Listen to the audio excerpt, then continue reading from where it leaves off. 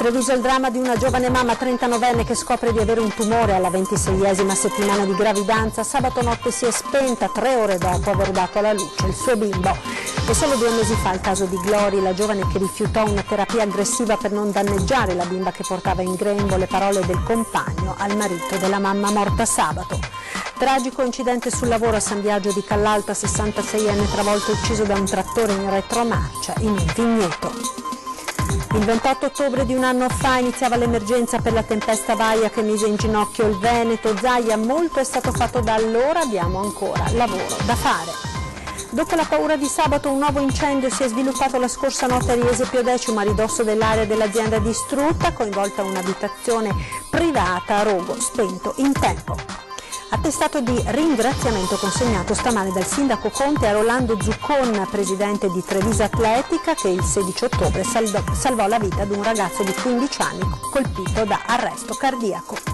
Il capoluogo della Marca è il più ecologico del Veneto, lo dice la classifica del Sole 24 Ore Legambiente, che posiziona Treviso al 7° posto nazionale. Buonasera, ben ritrovati con l'edizione di Treviso dei nostri telegiornali. In primo piano il dramma di una giovane mamma che scopre di avere un tumore alla 26esima settimana di gravidanza. Sabato notte si è spenta 3 ore dopo aver dato alla luce il suo bimbo.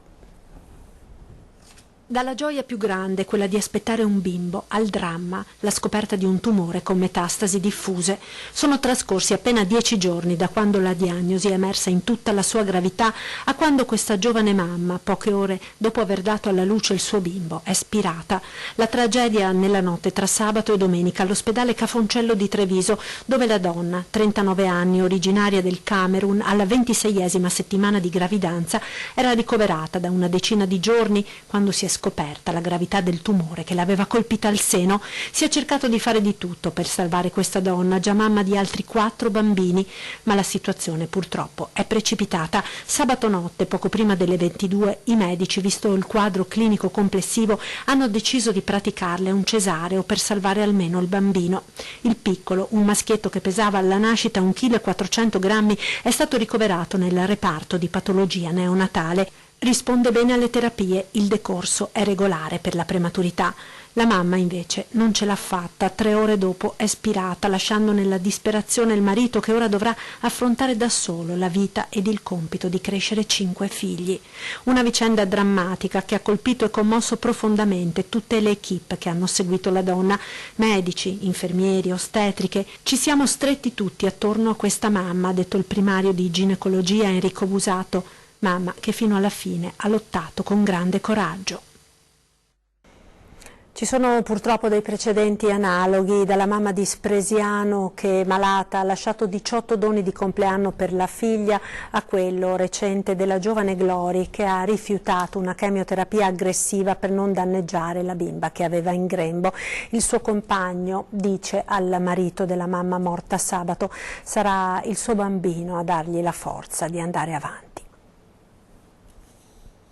E sono cose che lasciano senza parole, perché siamo impotenti di fronte a questo male così aggressivo. Sono trascorsi poco più di 2 mesi dalla morte della compagna di Samuele Nashimben, Glory Obibo, anche lei attaccata dal tumore al seno mentre era in gravidanza.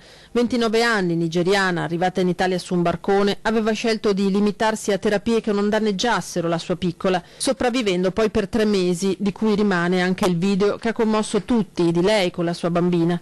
Ora la storia si ripete e per il suo compagno è come una ferita che torna a sanguinare. Dispiacere perché sento che è un problema molto comune, e quello che è successo a questa signora mi fa pensare che contro questo male c'è poco da fare. Posso dire al papà di farsi forza. Sarà il suo bambino, dice Samuele, a dargli il coraggio di andare avanti, come per lui con la sua piccola Greta. Un giorno importante che lasciano le mamme, bisogna essere bravi e forti a custodire questo bene, a farlo crescere bene, non fargli sentire la mancanza della mamma, fargli sentire che la mamma è importante, anche se è lontana, però è sempre presente. La vicenda di Glory, conclude Samuele, ha lasciato un segno anche dal punto di vista della prevenzione. Ci sono molte donne che mi fermano per strada, mi riconoscono, mi danno forza,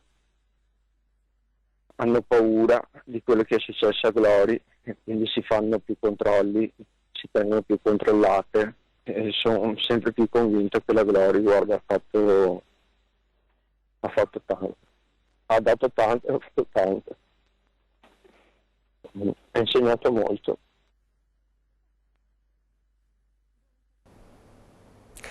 E continuiamo con la cronaca. Tragico incidente sul lavoro a San Biagio di Callalta, 66enne travolto e ucciso da un trattore in retromarcia in un vigneto. Un dramma che si è consumato in pochi istanti, una banale disattenzione costata la vita a un pensionato di 66 anni di Borgoverde. Un'intera comunità sconvolta, quella di San Biagio di Callalta, per l'infortunio mortale sul lavoro accaduto verso mezzogiorno a Olmi, in via Bagnon, all'interno dell'azienda agricola Gardin.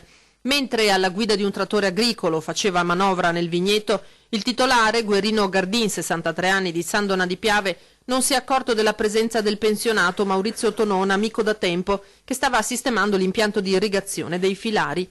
E in retromarcia lo ha travolto, causandogli ferite gravissime. Immediatamente sono stati chiamati i soccorsi.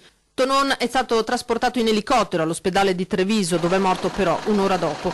Sconvolto il titolare dell'azienda, qui per i rilievi sono intervenuti i carabinieri e gli ispettori dello Spisal, che dovranno ora fornire alla Procura della Repubblica una dettagliata relazione sulla dinamica dell'episodio per stabilire eventuali responsabilità.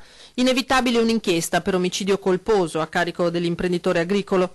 Tonon, originario di Quarto d'Altino, abitava in via Giotto, una laterale della Postumia. Per lungo tempo camionista, era ora in pensione. Lascia la moglie Eddie Pavanello e i 3 figli Stefania, Luca e Simone. Primo anniversario della tempesta Vaia, il 28 di ottobre di un anno fa cominciò l'emergenza che cambiò il Veneto.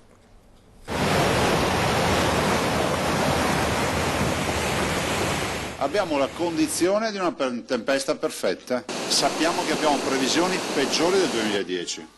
Questo è poco ma sicuro. La sensazione che qualcosa sarebbe cambiato per sempre, che il Veneto poi non sarebbe più stato lo stesso. L'inizio dell'emergenza, nelle parole del governatore Luca Zai, è impegnato nel primo di tanti vertici alla protezione civile regionale. Il 28 ottobre l'allerta è chiara e si predispongono le misure di sicurezza per ciò che verrà, a partire dalla chiusura delle scuole e delle aziende nelle zone interessate. Prima sarà l'acqua, poi dal giorno dopo il vento. Danni per quasi 2 miliardi, 166.000 utenze al buio, centinaia di evacuati e distrutti 28.000 ettari di bosco su 100.000 complessivi. Tutto inizia quel 28 ottobre quando, come previsto, piove a dirotto. È la domenica nella quale il Bigontina a Cortina si gonfia fino a far paura. La sua furia travolge un escavatore impegnato nella rimozione dei macigni che rotolavano spinti dalla corrente. Prima evacuazione e prima istantanea del disastro che verrà, e che già dalle prime ore del giorno successivo spinge Zai a un altro vertice d'emergenza. Siamo preoccupati perché la previsione originaria ci parlava di 400 mm d'acqua per metro quadro, che sono 40 cm, però è come se noi facessimo un quadrato di un metro quadrato e pensassimo di avere l'acqua fino alle ginocchia, per capirci. Poi sarà il giorno dell'acqua alta record a Venezia, del fiato sospeso per i grandi fiumi, della paura per il Piave che devasta l'area golenale ricoprendola di fango. E infine il ciclone che, come un'enorme palla da bowling, abbatte gli alberi. È Vaia, un nome impossibile da dimenticare, a maggior ragione un anno dopo, quando il Veneto fa i conti con i cantieri della ricostruzione. Stiamo parlando dell'unica regione che è riuscita a chiudere velocemente la partita finanziamenti, quindi abbiamo investito in cantieri 377 milioni di euro, 1746 cantieri a settembre del 2019, quindi in pochi mesi. Dobbiamo ancora fare un sacco di lavoro, abbiamo ancora tutto il tema dei siti valanghivi, sono quasi 250 siti. È stato fatto molto e molto c'è ancora da fare e pensare al futuro, come il bacino di laminazione a Ciano del Montello, indicato da più parti come unica via per scongiurare un disastro peggiore sul fronte del Piave. Noi stiamo andando avanti su quella partita, dobbiamo andare avanti però con i bacini di laminazione, che significa mettere in sicurezza tutta la bassa Piave e tutti quei territori che, se ci fosse uno sfondamento arginale, veramente avremmo dei guai e anche il rischio di vite umane.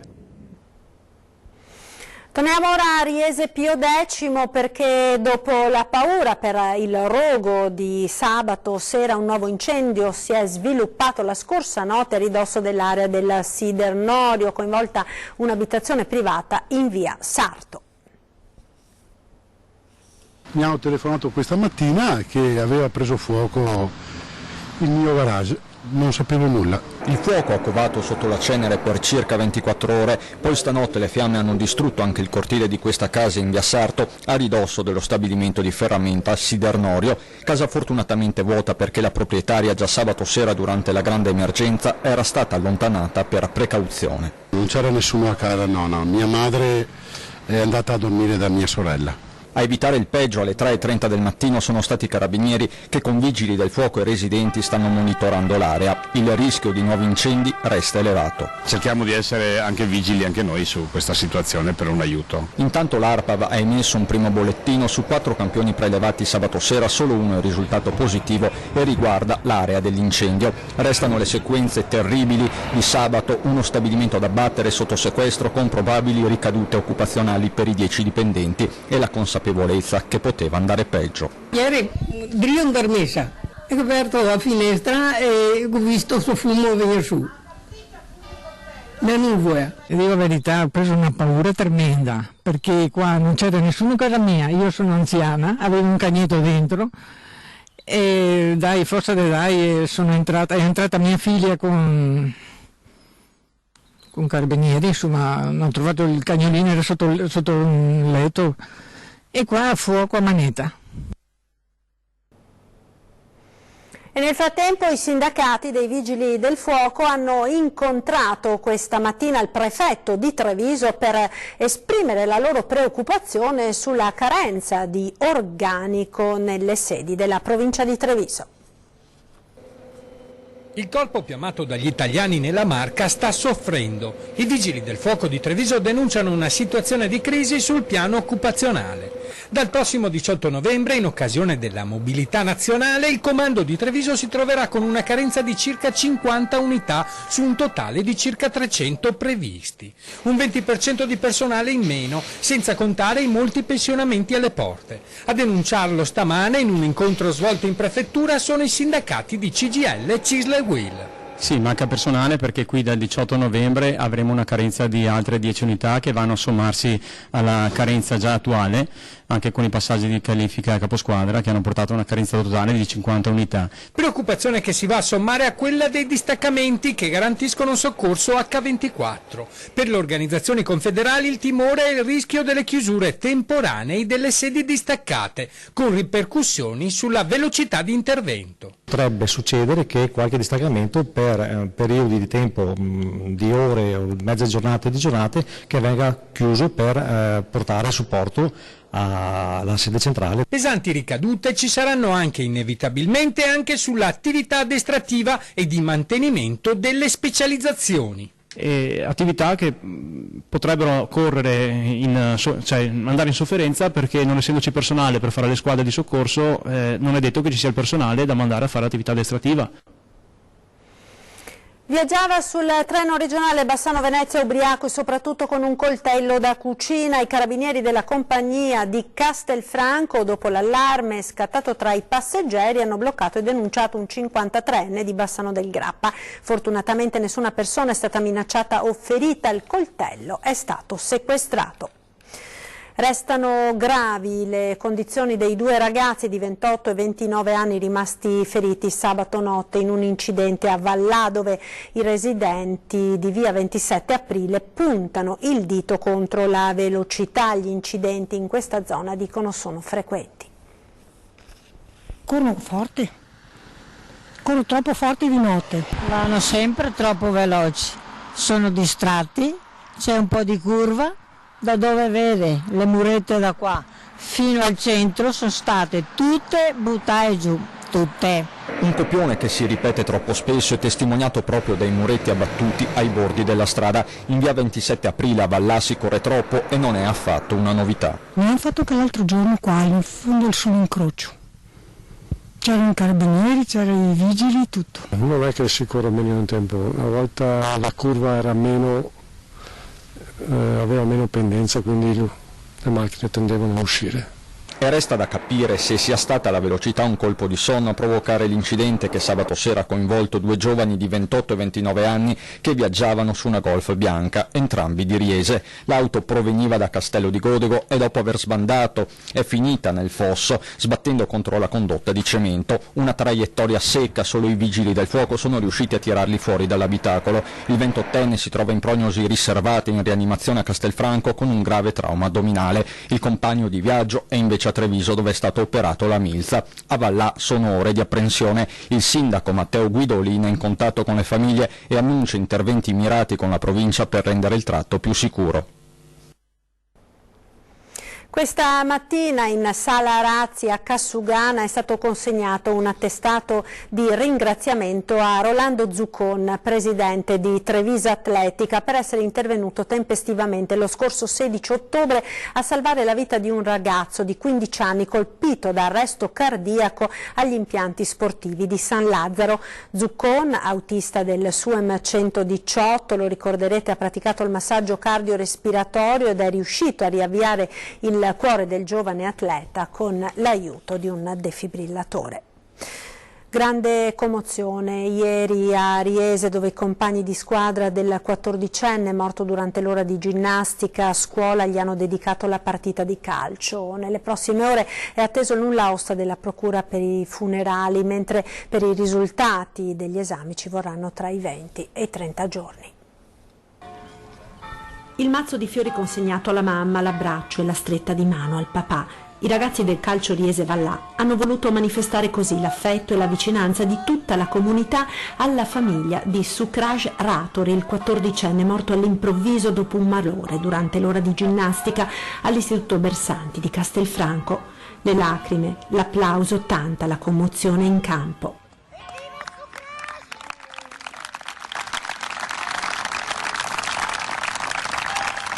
Una partita giocata con il cuore per ricordare lo sfortunato giovane e la sua morte senza ancora un perché, e gli amici ed i compagni di scuola hanno voluto ricordare il ragazzo anche con una maglietta che hanno indossato tutti insieme. Per sempre nei nostri cuori, c'è scritto accanto alla foto con il volto sorridente di Sukraj.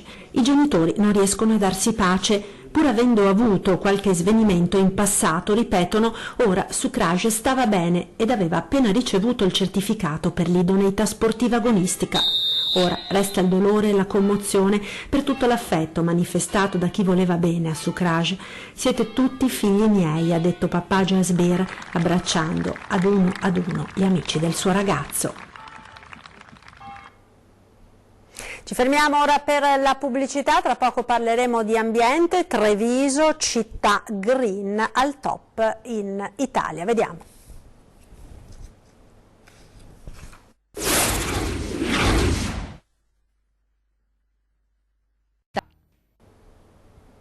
Eccoci nuovamente in diretta con l'edizione di Treviso dei nostri telegiornali. Il capoluogo della Marca è il più ecologico del Veneto. Dalla classifica del Sole 24 Ore e Lega Ambiente, Treviso è al 7° posto anche a livello nazionale. Le città più green d'Italia? Vince Trento, sul podio Mantova e Bolzano. Treviso è arrivata al 7° posto a livello nazionale con un più 2% rispetto all'anno scorso. Un risultato importante. Treviso è di fatto la città più green del Veneto. La classifica di Legambiente del Sole 24 Ore fotografa le performance ambientali delle 104 città capoluogo di provincia d'Italia, incrociando 18 indicatori. Le aree di misurazione sono 5: qualità dell'aria, consumo e dispersione dell'acqua, mobilità, rifiuti, ambiente urbano. A ritirare il riconoscimento a Mantova, con grande soddisfazione di tutta l'amministrazione comunale, l'assessore all'ambiente Alessandro Manera. Sì, siamo molto contenti di questo è frutto di un grande lavoro dei trevisani e dell'amministrazione Conte. Possiamo ancora migliorare in qualche posizione, considerando che ci sarà un grande investimento sulle fognature, ma questo è molto felice perché abbiamo fatto un balzo ancora avanti per quanto riguarda la differenziata e soprattutto sul risparmio della rete idrica, in quanto ATS ha fatto moltissimi collegamenti all'interno del comune di Treviso. Poi per quanto riguarda la mobilità invece? Beh, la mobilità, diciamo che dai dati che Legambiente e il Sole 24 Ore ci mostra, i trevigiani usano molto il mezzo pubblico e quindi a questo punto abbiamo un riscontro veramente positivo. Possiamo fare ancora di più tenendo conto che Treviso non è proprietaria della propria mobilità, a differenza di altri comuni che sono davanti a noi in questa particolare classifica. Però io evidenzierei anche l'ottimo risultato in termini di performance per il numero di alberi piantumati rispetto agli abitanti. Questo è un dato elevatissimo, Treviso è un dato incredibile, considerando che noi metteremo altri 1700 alberi nei prossimi 2 anni. Quanti alberi sono stati già piantati? Quasi 600 negli ultimi 2 anni e ne aggiungeremo, come detto, altri 1700. Restiamo a Treviso perché in migliaia ieri hanno attraversato la città per l'annuale marcia dell'Advar.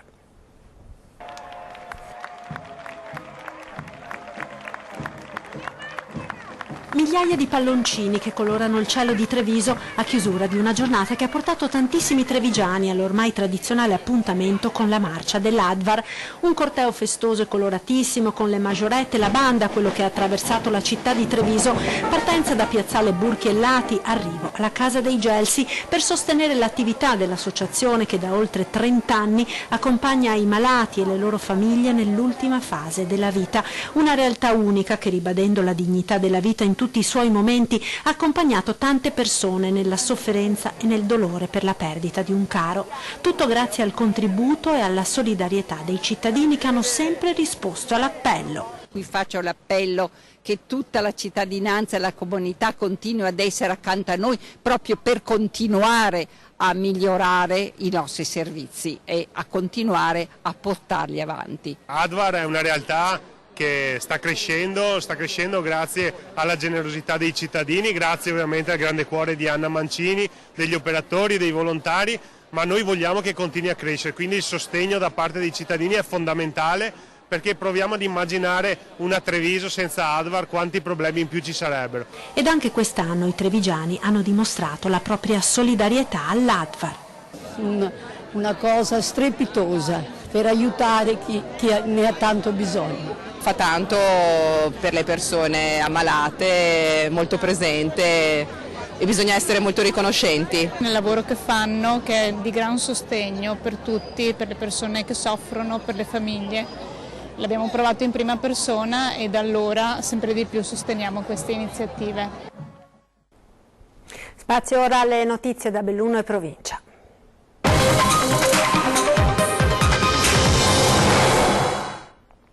Il movimento Belluno Autonoma Dolomiti Regione siederà al tavolo per l'autonomia convocato per il prossimo novembre dal ministro Boccia a Roma. Dobbiamo cambiare lo storytelling del Veneto, basta immigrazione e autonomia, il Veneto è modello di innovazione. Il ministro per gli affari con il Parlamento Federico D'Inca rompe gli indugi al tavolo di Confartigianato Belluno, dal quale lancia un segnale incontrovertibile sulla partita per l'autonomia del Veneto e della provincia di Belluno, di cui è stato sostenitore da sempre. Devono entrare all'interno, per questo motivo come Francesco Boccia, parlando sempre con l'autonomia, come fare di tempo, chi vuole il diritto del paese, tocca chi vuole. A inizio novembre porteremo al tavolo il BARD per parlare di ciò che ha bisogno Belluno. Punto e match per gli autonomisti bellunesi che da 2 anni inascoltati chiedono a gran voce al presidente Zaia di allargare la discussione anche alla montagna, che soffre per le storiche disuguaglianze con le province con termini a statuto speciale. D'Inca esorta gli artigiani a tirare giù i muri e sui fondi del post Vaia, sui quali nei giorni scorsi sono arrivati messaggi di incertezza, il ministro rassicura.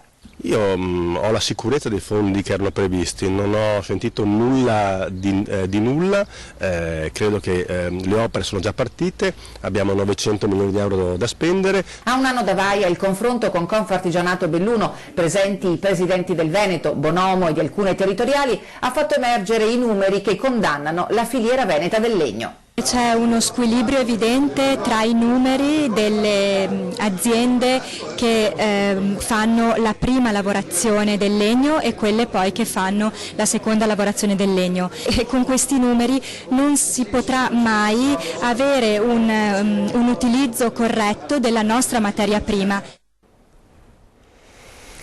E ora andiamo a Feltre, dove la tempesta Vaia condiziona il piano triennale delle opere pubbliche. Se siamo riusciti a rialzarci in così poco tempo è perché siamo una grande comunità, tutti ci siamo dati una mano, dal volontariato organizzato ai civili, alle istituzioni.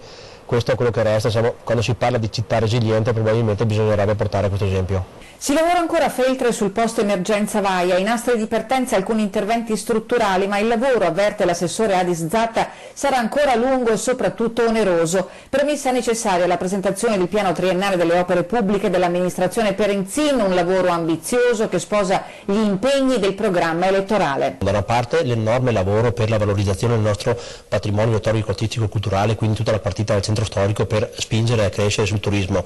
Da una parte per contro abbiamo la mitigazione dei rischi, siano essi idrogeologico o sismico, quindi una grossa attenzione al dissesto idrogeologico ma anche la sicurezza delle scuole. Abbiamo una grossa partita di investimento sulla mobilità dolce e quindi le piste ciclabili e quant'altro. 9.300.000 euro per il 2020, 7 milioni e mezzo nel 2021 e quasi 5 milioni per il 2022. Sul piatto ci sono quasi 22 milioni per interventi che vanno dall'efficientamento energetico delle scuole di Vignui alla regimazione delle acque di Villa Paiera e Villa Bruna, la manutenzione straordinaria del Palaghiaccio, il terzo stralcio del museo civico, la riqualificazione di Piazza Maggiore e la sistemazione del Belvedere. Tutto questo senza contare gli effetti del post Vaia, che hanno già attivato nel territorio comunale oltre un centinaio di cantieri e per i quali sono previsti nel solo biennio 2020-2021 altri interventi per 1,5 milioni di euro.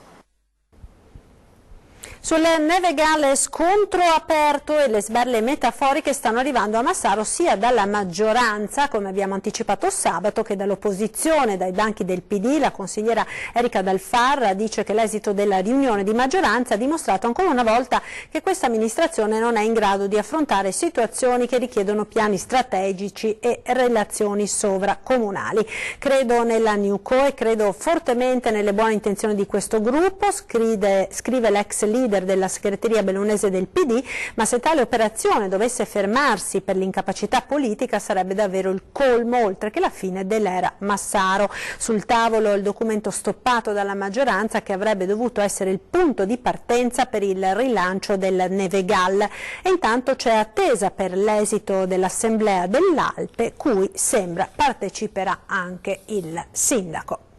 Tra pochissimo torna 20:10, torneremo a parlare dell'anniversario dell'emergenza, dell'inizio dell'emergenza della tempesta Vaia, in particolare sulla situazione del Piave con i sindaci di 2 comuni rivieraschi, Daniele Dallanese, sindaco di Zenson di Piave, e Andrea Favaretto, sindaco di Salgareda. E poi ancora emergenza Vaia, protagonista della prima serata di Antenna 3.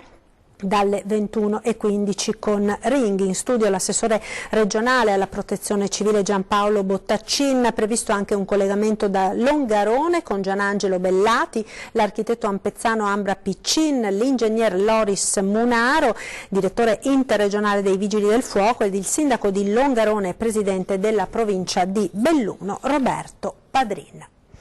È tutto dunque per questa edizione, grazie per essere stati con noi, vi lascio come sempre al nostro meteo. Arrivederci.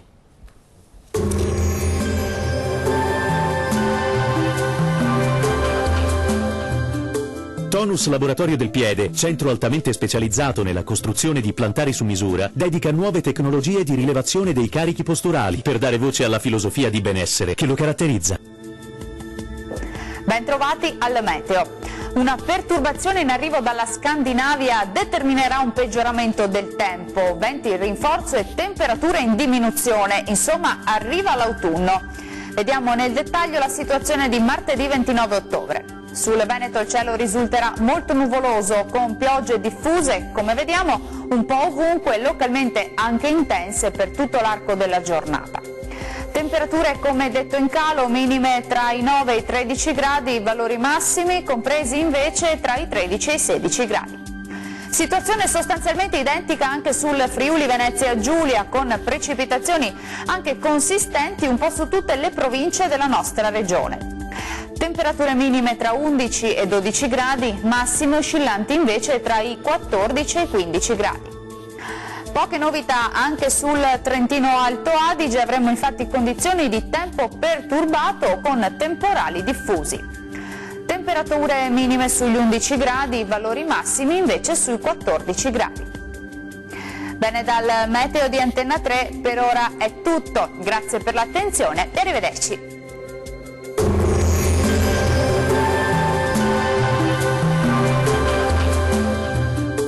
Tonus è il miglior negozio di calzature moda comoda. Qui troverete il più vasto assortimento di calzature Fratelli Tomasi, eleganza e comodità, perché camminare è vivere.